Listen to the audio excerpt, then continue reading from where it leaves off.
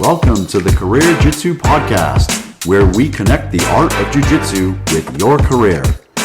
Our mission is to empower and inspire you with engaging conversations and valuable insights from people just like you who benefit from the shared relationship between your workplace and the art of Jiu-Jitsu, leading you to a more fulfilling and successful life. We are your hosts, Jason Patterson and Frank D'Amelio. Today, our listeners might want to take out their notebook because this episode is going to be educational. We are joined with Brandon LeBlanc. Brandon is a purple belt in Jiu-Jitsu, and he is the Director of Client Experience for a large financial services firm. He is a graduate of the Securities Industry Institute. Frank, I'm so eager to dive into this episode because we are going to connect the principles of Jiu-Jitsu to the corporate world. That's why I have my notebook out right here. Brandon, thanks so much for coming in. Thanks for having me. And before we get into exactly what you do and your responsibilities are, could you just let us know what got you interested in Jiu-Jitsu and how long you've been practicing it? So I probably have a fairly common story of how I got into Jiu-Jitsu. So growing up, I was always did martial arts, started in karate, did Taekwondo because my family moved around. Got my black belt in Taekwondo, and then when I was in high school, I joined the wrestling team. So wrestled for 4 years in high school. So those two things were probably my foray into martial arts overall. I did wrestle for maybe a minute in college, but not too much to talk about there. But I think like a lot of people, you graduate college, you get into your career, and your physical gym time gets limited, or you get lazy, or you don't continue with that. Had a family, and it was actually my son who I ended up bringing to Jason's school to start when he was 3 years old, I think. So met Jason, obviously that was my first step in here. We had some conversations, and it took a little while, but really, I just finally made the decision on my own that like, I'm not going to go to the gym. I'm not going to lift weights. I'm not going to go to, do this on my own. So my way of getting back in shape was probably going to what I'm used to, which is a grappling art and jiu-jitsu, and finally came, and joined the class to do that, and been here since then, over 6-7 years now. Before we even start even further, Frank, he's saying that he wrestled. It was very obvious when he first started jiu-jitsu that he had wrestled. It was obvious, and it still is. Yes. Yeah. He is an absolute savage on the mats. Right? Yes. Wrestlers are always hard to deal with. Whenever I hear somebody's a wrestler, I'm like, I'll pass. I'll go to someone else. Yeah, definitely. So, can you tell us a little bit about your responsibilities at your job right now, and some of I know you do a lot of teamwork and how that plays into it? Yeah, so I lead a team of 9 individuals. Each of those individuals is responsible for a client of ours and the firm that I work with. So they have their quote unquote book of business, as you would call it. They are, we are customer service first and foremost. We are the front facing associates responsible to ensure that our service delivery and execution is key, and we're hitting those points for our clients. My main goal is really with my associates first and foremost, coaching, developing, mentoring, those in passing on, what I might have done in my career to help them become successful. I also work a lot on individual projects within my company. We might be delivering a new technology or new enhancement, or working on a project, and I might lead some of those or participate in some of those projects along with my team. So kind of a lot going on there, but as a leader of 9 individuals right now and coaching and mentoring, that's my primary responsibility, to ensure they're delivering on what our clients' expectations are. Cool.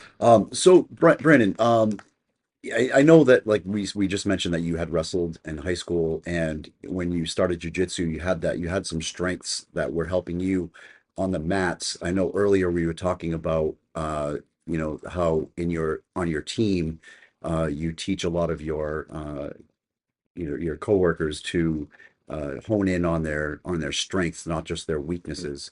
And I thought that was really interesting. So can you elaborate on that and how with how that connects with jiu-jitsu and in your workplace?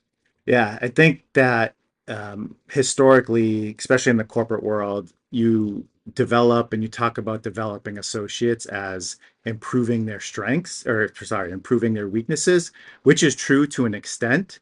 But really where I've tried to focus in on for myself and help my team focus in on is what is your strengths, and really lean into your strengths. I think obviously everyone has to be proficient in some area, or get their weaknesses up to a certain level, but you can't have all aspects of your job where you're strong everywhere.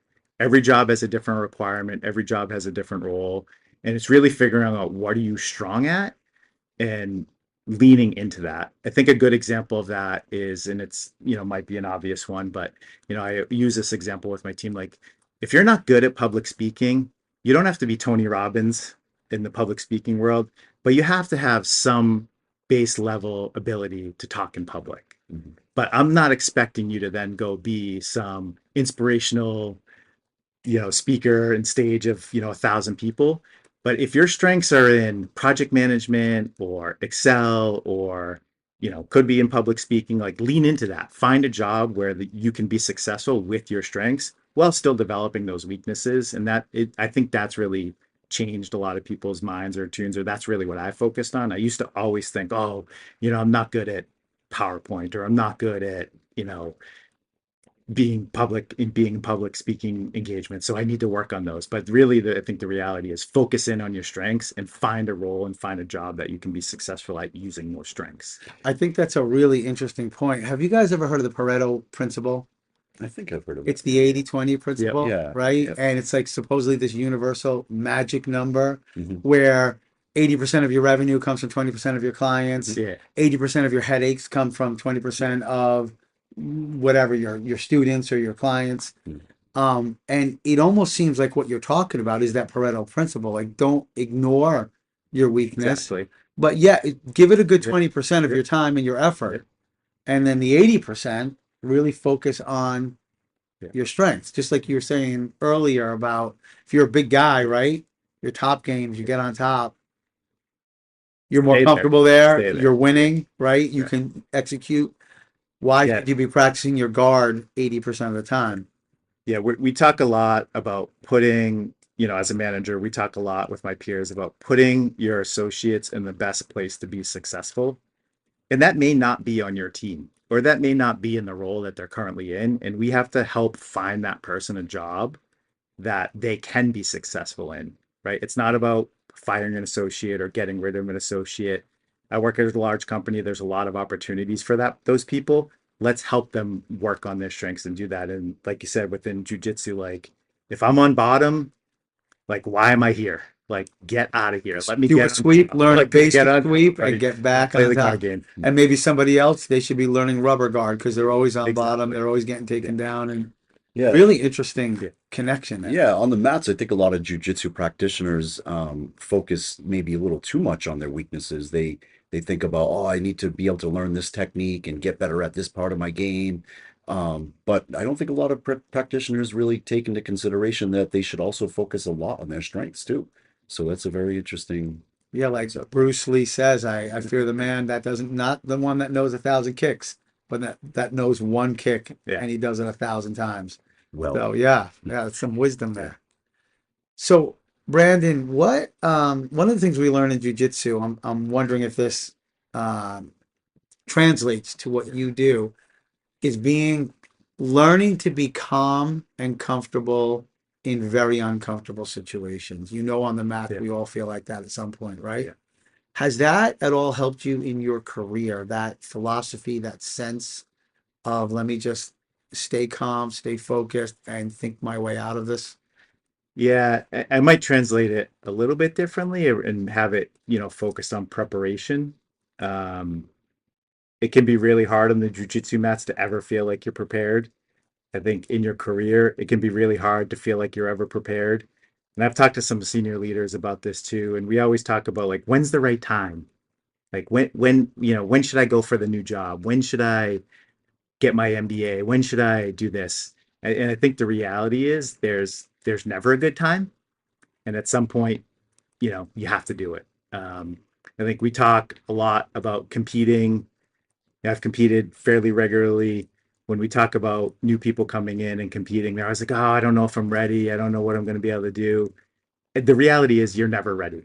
You have to try it, and you won't know until you try it. And like we try to talk about that a lot with my associates, where they want to take the next leap in their career or the next job. Maybe they have something going on with their family, maybe it's the market's going sideways, and they'll use the excuse of I'm not ready.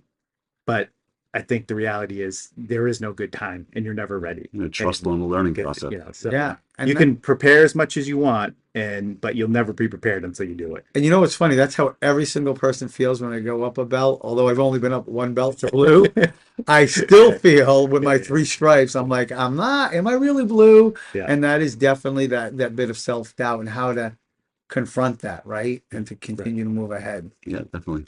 I think, yeah, I mean,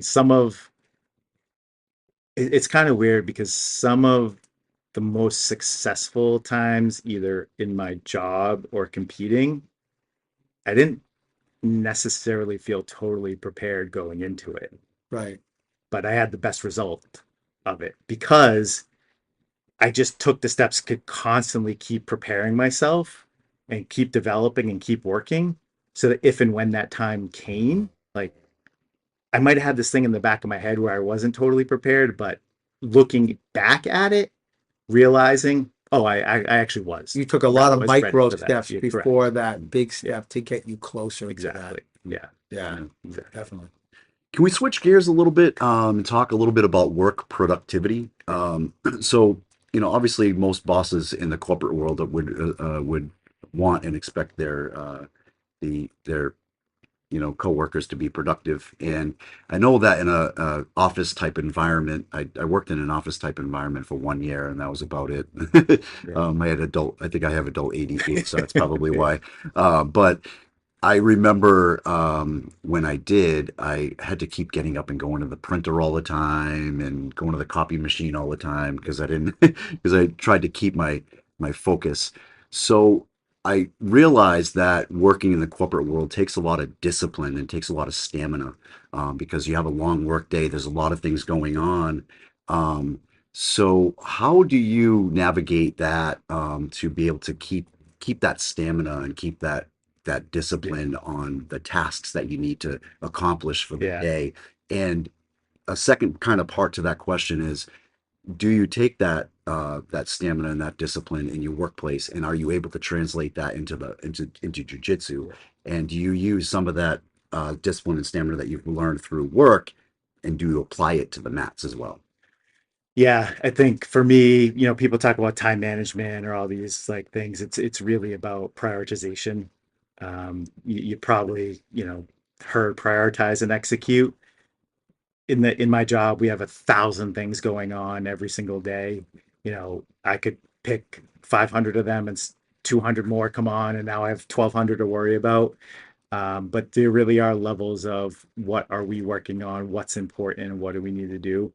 There's plenty of work, right? So if you're finding yourself getting coffee 7 times a day or going to the printer a couple times a day, we don't have printers, by the way, anymore. Just as it just goes to show. But I think You have no printers where you work? very few, very few Wow. have gone fully paperless. But prioritizing the work that you do have and ensuring that gets done, and that could be a couple different ways, right? For me, sometimes it's like, what's the smallest, simplest thing that I can do to get done today and accomplish something? So at least when I leave today, I've accomplished something. Right. Other times it might have to be that big meaty project that we're working on. And I know it's going to take a couple days, or it might take me all day to get this item done, but that's what I prioritize. And hopefully I accomplish that by the end of the day. So at least you have that feeling at the end of the day that you've accomplished something. If I think about that with, jiu-jitsu and what we're doing, and we talk a lot about this, it's, there was a time, I'm still not great at it, but, trying to triangle people, like I just couldn't do it. And, we do a 6-week course in class and you go through the triangles and we move on. And then it's like, hey, I've tried this 1,000 times, but again, so my priority at one point became triangles. And that's all I would try to do in every role, no matter what I was doing, right? Because that was for me my priority at the time, because I knew it was going back to talking about a weakness, like I didn't necessarily want to be the best person in the dojo to triangle everyone, but I wanted to get it. To Like be I able to wanted to do be it. able to Right, do it. right. So it was really that was my priority. That's what I prioritized during that time until I felt that I was proficient and I was able to do it. So like, you can talk about time management. You can talk about, the work that's going around. There's plenty of work to going around, for everyone to do in my world. But it really came down to, pick what you could prioritize today and get that done. Right. And that's kind of akin to something else we learn in jiu-jitsu about pacing yourself, Yes. right? Because the same thing happens on a 5-minute roll as happens in your workday. If you don't pace yourself, you're going to run out of gas, Yeah. and you're not going to complete what you needed to complete. And I found in my job, and I'm sure you do in yours, that if you don't pace yourself appropriately, you're going to run out of gas in the fuel tank, and that's the worst feeling that you can have in For your sure. job. Yeah. Definitely. Prioritize the problem that's in front of you. Don't Right. worry about the Yeah. second thing. And celebrate those small wins, right? I talk about that a lot of times on the mats. If you're working on a certain part of your game and even if you're successful, that one little thing that you did for that night, you can pat yourself on the back and feel good Yeah, about it. it's like the whole make your bed first Yep. thing, At least right? you You accomplished did something. one Yeah. good thing for yourself. There's a lot of great theories about that, about just being able to have a little box to check and say, I did this for my job, or I did this for myself. I think it's a great thing. And then you have other theories like, have you guys read the short book Eat That Frog? I haven't Eat read the it, but Frog is just a simple theory. It says, if you had to eat a frog every day for the rest of your life, like you had to stay alive, when should you eat it? In the beginning of the day or at the end of the day? And the book goes on to show you, to illustrate. You would eat it right when you got up, because then it'd be done. And you can get the rest of your day. You're going to eat it anyway, but it's just eat done. it. You could relax and enjoy the rest of your day, get on with your other priorities. However, the guy who waits till the end of the day has that looming over his head at lunch, at Mhm. dinner. It's looming Yeah, over and his then you're head. less productive because you're And you're thinking less about it all the productive time. because it's a gray cloud. So eat the frog. Yeah, Just something to think about. great. Put some salt on That's it. some good talk about Yeah. productivity at work, Frank. Yeah. Frog legs. I like the frog legs. So.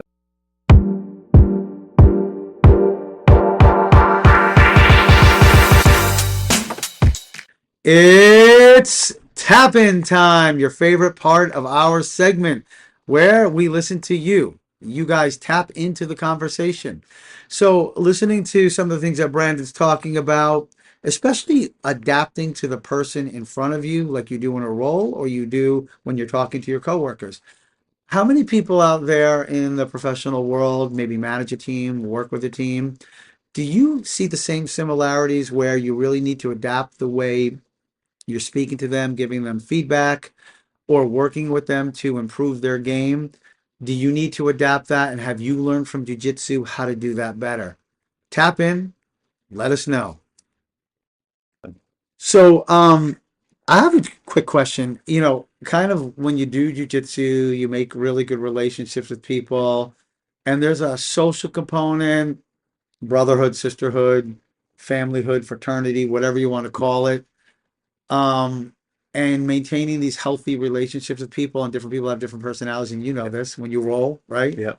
But we all have gotten very close. Do you find that there's anything you learned from that on the mats that translates to your social interactions at work?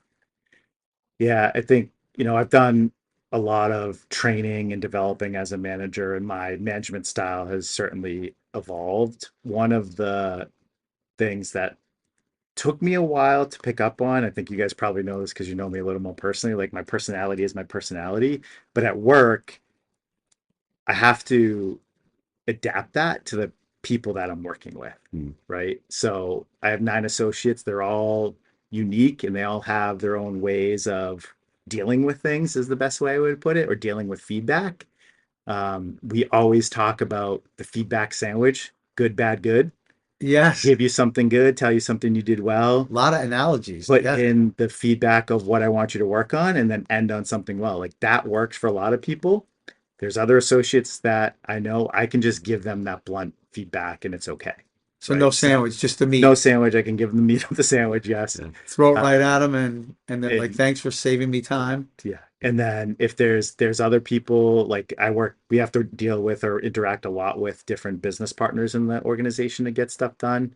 It's the same thing. Like I'm very much like, just get to the point, tell me what you need, and we'll try to get it done. Right. Other people, they want to say, hey, how are you? How was your day? How was your There's the weekend? And you pleasantries. have to adjust that. Right. Like, there's actually a good story. I learned from it pretty well, and it's kind of embarrassing, but I was getting on a Zoom call, and I was multitasking, which I probably shouldn't have been doing. Get on the call, person gets on, and, I'll just say it was Frank with you. I go, oh, hey, Frank, what's up? And they go, oh, hey, Brandon, how are you? And I go, yeah, I'm good. And I just stop there, and it moves into awkward silence. And this person goes, yeah, I'm good too, Brandon. Thanks for asking. Ooh. So someone I knew, so I Wow. didn't take it totally like as a negative, but that in the moment is feedback, Yes. right? Mhm. Hey, like you're not paying attention. We're having a conversation. Where in my mind, it was the beginning of a call. I'm waiting for 3 other people to get on the call and get to the point of this call. Right. That person wanted to have an interaction. There was no dance. Right. That person needed a little bit of the Yeah. social So dance. that's the adjustment you have to make of who are you talking to, who are you working with Mm. in that moment. Yeah. Um, And that can translate to the mats and training partners too, right, Brandon? yeah, Like if you're working with a certain training partner that may need help in a certain way, yeah, and or different body types or different goals. Maybe somebody's a competitor and you need to exactly. push them versus Yeah, somebody who's not really a competitor, and you're just trying to. yeah. I think we all here in the mats, we all have a way of rolling with each other that's different, right? So the way I roll with Frank, we probably roll the same way 90% of the time. It's a kind of this mutual understanding of like, this is the energy we're going to put into it. This Yeah. is what we're going to work on. If I'm rolling with someone else, I know that person might want to go 110% for 5 minutes. They're going So for a tap. I'm They putting in want their tap. Right. 110%, but there's times where something like, and I think Frank would, agree with this. Like, I'll just say like, all right, Frank, I'm going. And he's like, all right, let's go. Right. But like the other time it's a little more technique based or whatever. And like, that's true for all the people that walk through this door. It's like the first time you don't really know about the person, you're getting to feel each other out. But once you know that person, you kind of have the same role like every time. Right. Yeah, Right. You have an Yeah. understanding. And it's the same And thing if at you're gonna work. change Right? it, you Yeah. kind of communicate that, Exactly. right? It's the same thing at work. It's like I get to know someone, we know how we interact with each other. Hopefully there's like an understanding there of that's how we talk. Um, it's funny to say this, but it's like simple things like swearing. Like I'm in a corporate world, like there's some people, you can have that little more candor in the way Right. you talk with someone, and then there's other people that are like, oh man, like that's not really professional. Like, but you have to adjust to the people you're working with and talking to. Wisdom. Yeah, absolutely.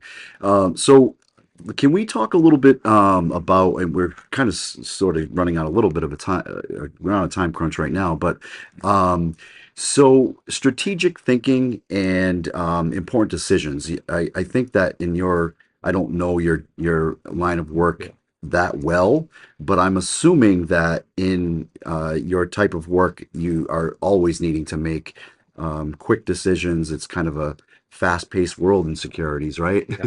Yes. So you kind of have to be able to adapt and make quick decisions. Can you tell us a little bit about how that works in your workplace and if that relates to jujitsu as well? Yeah, for me, it's the data. Like, what data do we have, and is the data right? Because the data is not always right, but we're making decisions. And what I mean by that is, it's not necessarily I'm not like talking about numbers and data, but what information do I have available to us, and are we all using the same information to make that decision? We all have prejudice. We all have previous experiences. I get caught up in this where it's like, well, we've always done it this way, or this this worked before, so it must work again. That's not always true. Like there's going to be a different situation, a different circumstance, Mm. that we have to rely on. So in work, it's hey, we do have to make quick decisions, but those decisions have to come with some sort of baseline data and analysis before we can make it. And I'm not talking like we don't have to take a month to look at all this data and analyze it, but I might dig, ask the fifth question, ask the sixth question, ask the seventh question before I make a decision. And that can happen over 2, 3, 4 minutes. That can be a quick decision, right? Mm. Obviously, on the mats and in jujitsu, like you're reacting real time to what's going on against you. We're asking questions like, when you're demoing a move, someone might ask 3, 4, 5 questions. That's their way of understanding. Like, how do I know this? I don't understand it. Like, I have to ask the fourth, fifth question before I actually get it. Right. It's always the proverbial, like, well, what if the person does this? What if the person does That's that? where it always goes, Yeah, right? that's the same thing at work. Like, someone's always going to have the what if. Yeah. And it's like, well, for this scenario, for right now, we're just talking Yeah. about A, B, and C. We'll get to D later. And I think that's when we're trying to think about strategic decision making and what we're doing. It's, what data are we using? What data is available to us? And that's the same on the mats. Like, what do I know? You talk about the toolbox a lot, Mhm. like how much tools are in your toolbox. It's the Yep, same thing at yep. work. Like, You realize what what tool you tools are need to use at using? that Exactly. time, what time to use it. Yeah. So one last quick question for you. What do you have to say to our listeners right now who have busy lives like you do, family lives, right? Careers that have thought about jujitsu and like, I don't know. I don't know if it'll fit in. I don't know if I'll be good at it. I don't know if what would you say to them? Yes. Some people might call that work-life balance. There was a leader at my company who told me once before, and I very much agree with this, is that there's no such thing as work-life balance, because that insinuates that your work and your life are equally balanced at all times, which is not true. Mm. Sometimes you have to do more work, sometimes you have to do more life. Mm. And there's going to be a trade-off Like on those that. two things. So if work is very busy and you need to spend a little bit of time or a Saturday doing work when you don't normally do, that's the trade-off. That's the prioritization. Talked about that before. And that's the same thing in your life, right? Like, what are you prioritizing? Are you prioritizing watching TV or, Or eating coming ice to cream? jujitsu. Yeah. Coming to jujitsu. And we all have that, right? Like, we joke about it, but there's 1,000 times where I'm waiting to come to jujitsu. I'm like, I'm tired. I'm not feeling it. Like, maybe I'll just stay home, and I end up coming, and I feel great You after. never Never, regret it. yeah. Even if things don't go your way Yeah. when you're rolling, when you leave, you're like, I did it. Yeah. It is a great feeling, And definitely. it's true in your life. Like, what are you prioritizing? And my son's plays a lot of baseball. I do a lot of coaching with baseball, and there's a time in the season where I'm prioritizing that over other things in my life. Jiu-jitsu, unfortunately, maybe, but I'm always coming back to it, right? I'm Right. always reprioritizing jiu-jitsu at different times, and making sure we're doing it. So, like, I think there is a lot of literature on work-life balance, and just that notion of like there's no such thing, I think, can change your mindset a lot, because work and life are never balanced at any point in any Always a your life. trade-off. I like Yes. that. Yeah. Brilliant. I would just want to get this one more in, Frank. Okay. I'm Okay. sorry. All Sorry, right. because this is Yeah. a question that I really, really have wanted to ask somebody in the corporate world. I've been Okay. wanting to ask Okay. this We have a fountain of wisdom, right? one. Let's drink. Whatever you want. Yeah. Whatever you want. Do you think that it would be valuable for a company such as yours to seek out professional development training in the principles and concepts of jujitsu for better work performance?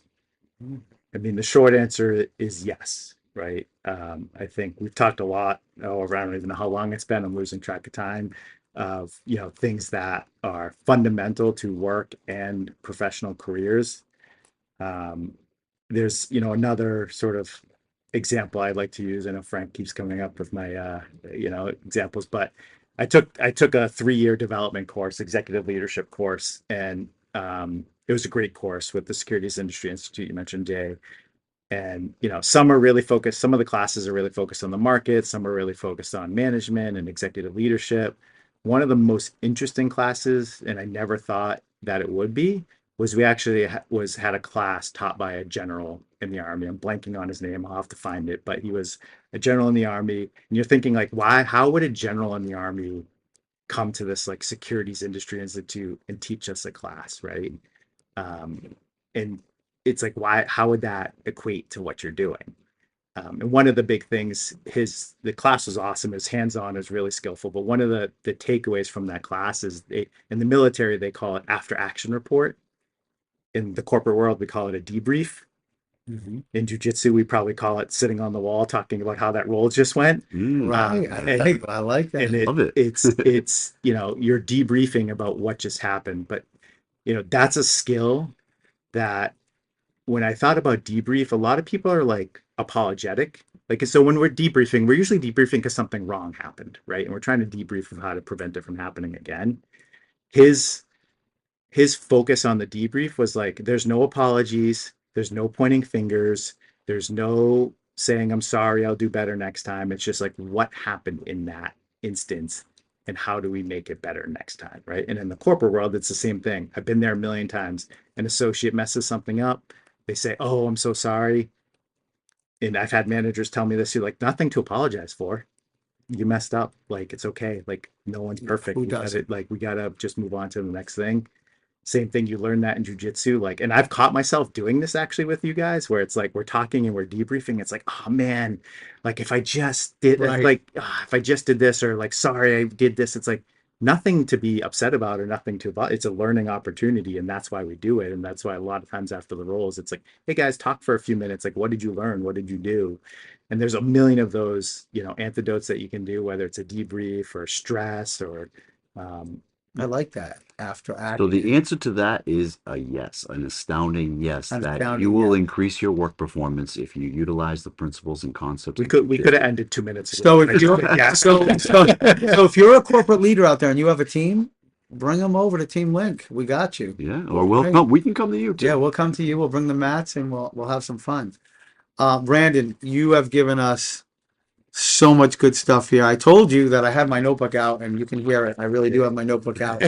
A couple of great themes that you brought up and you explained very well to us. I really liked the focus on your strengths. Don't undermine that, like the 80-20 principle. I liked that you brought up you're never ready. You're never ready. Now's the go time, because experience is the best teacher. I thought it was one of your biggest points was about reframing. Stop talking about time management. Stop talking about balance. Talk about prioritization.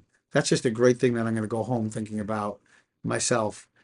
I thought it was pretty wise that you talked about when you're dealing with people either on the mats or in one-on-one circumstances, adapting to your partner and how they roll, how they think, how they feel. You talked about breaking out of we've always done it this way, and we can get in that rut in jiu-jitsu and in our careers, right? We've always done it this way. Mm-hmm. And finally, the after action.